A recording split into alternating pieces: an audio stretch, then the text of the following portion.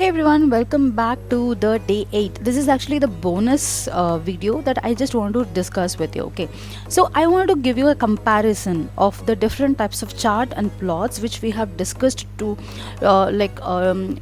this bootcamp. Okay, so I'll be focusing on when, why, and how to use all these chart and how we can compare to more common visuals like bar chart, line chart, heat map, and the scatter plot here. So before you can just, if you haven't subscribed my channel, please go and subscribe now. And here you can find the playlist of the bootcamps. That's a 7 days bootcamp. Okay, the Python, visuals, and Power BI. And if you want to learn Power BI, you can learn it from here. This is Power BI English. Okay, and if you require any personal assistance, you can just schedule a call with me here. The link is there in the description. So the first day we discussed about the violin chart, right? A violin chart is a combination of a box plot and a kernel density plot. It shows the distribution of the data across different categories with the width of the violin representing the density. Okay, so this is what actually the violin chart. So when to use it? When you need to visualize the distribution of data and want to see both the summary statistics and the distribution shape. It is particularly useful when comparing distributions across multiple groups. Okay, so if you like a violin chart, you can even still think about why can't we use a bar chart in the violin chart.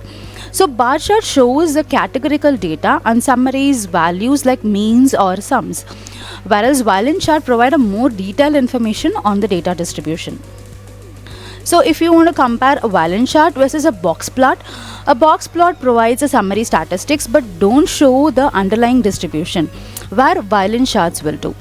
And if you talk about violin chart versus the line charts are the trend over the time and not the distribution. Okay, so this is what actually the violin chart. We have already discussed this in the day 1. If you don't understand how to create a violin chart in Python in Power BI using Python, you can just go ahead and watch that. And if you are preparing for Power BI interview, you have a Power BI interview question here, you can go ahead and download it. So next to talk about a rich plot. Okay, so rich plot is actually shows the distribution of numerical variable or different categories by stacking multiple density plots on the top of each other. So when to use the rich plot? Use rich plots to compare the distribution of a variable across different groups, especially when you want to compare distributions directly and see how they differ across categories. So why can't you use a bar chart? Like rich plots are better for showing distributions, but bar charts for a comparison, if you want to compare an aggregate values, then you can go ahead with the bar chart.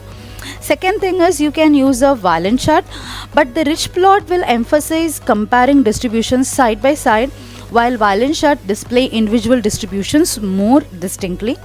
And comparing with a line chart, it's like track the changes over the time, whereas rich plot will compare distributions across the categories.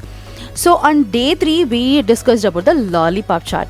So what is a lollipop chart? It is a variation of a bar chart with a line, okay, and connecting a point, which is we call it as a lollipop, to the axis.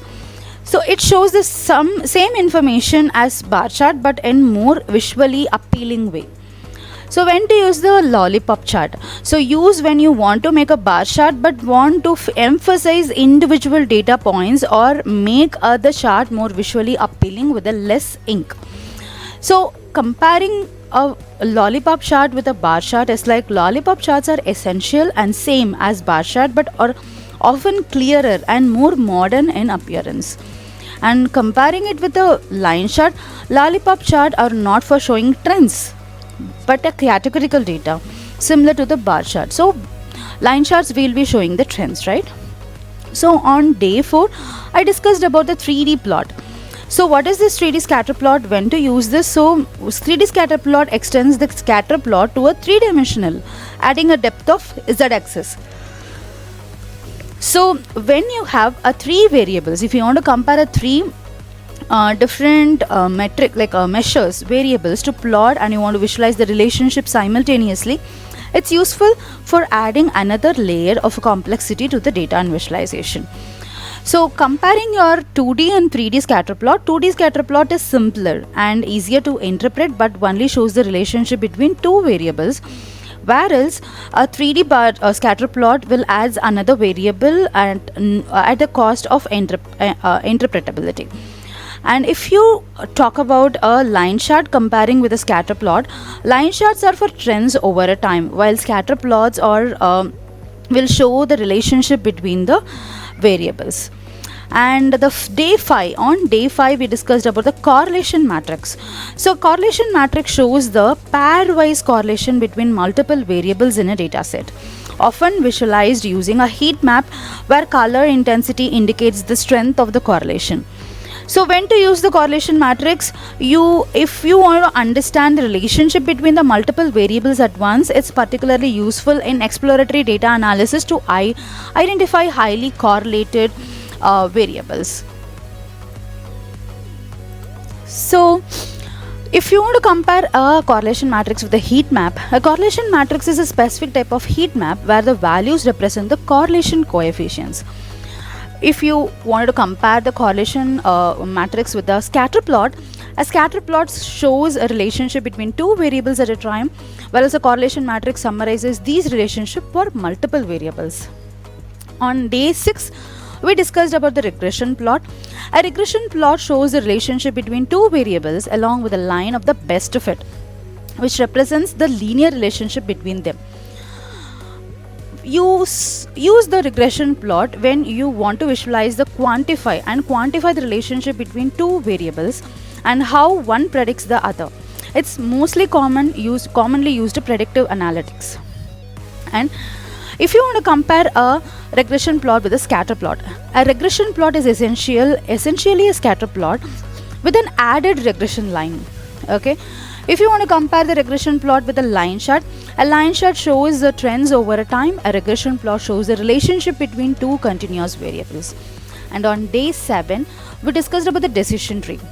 A decision tree is a model used for classification and regression tasks that splits the data into different branches based on features value.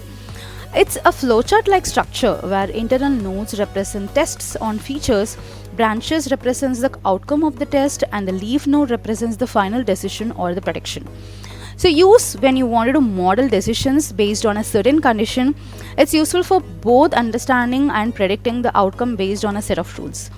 So comparison is like, if you want to compare, we cannot compare actually the best decision chart with anything. So decision chart is basically a machine learning model. Okay, so I hope you got some idea about when to use it, how to use it, and why to use it. So we are ending the bootcamp today. Okay, so those who have really interacted during the bootcamp and they are really interested to do the PL 300 certification, please check the comment. You can join my learning room and definitely I'll be giving you 50% Microsoft coupon for you. Thank you, take care, and bye bye. Have a great day ahead.